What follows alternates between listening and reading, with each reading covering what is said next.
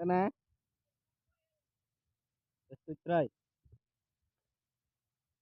ai riêng tôi chơi tăng với tôi chơi chẳng hả bàn ớt chơi bên này ừ. Ngon mình nuôi kì à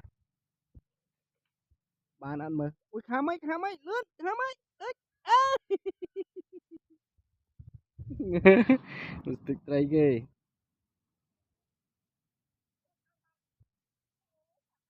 làm bạc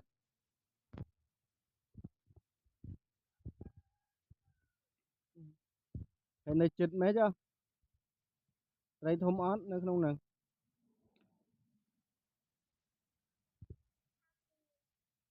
chơi cam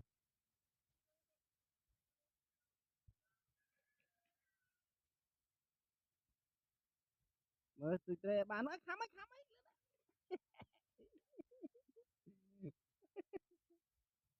ô chơi chơi ấy cái chơi oang này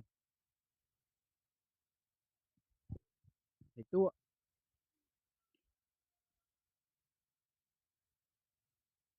ừ. Ada bao tông này này bao tông này nè vậy rồi này cái lại nó hả bao tông này cái lại miền Tây ai em sao mình miền Tây pan nè đại còn pan này ăn cam này ai ôn túi này đang ăn cam hơn này Tây ăn cam hơn này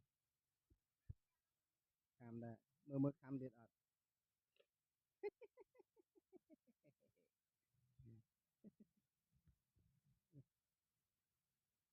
với đã mơ cam điện ăn Tây pan nè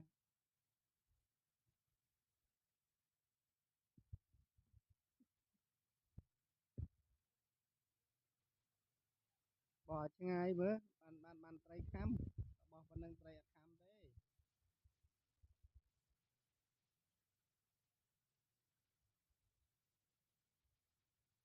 riêng của bỏ chơi thằng tôi chơi vậy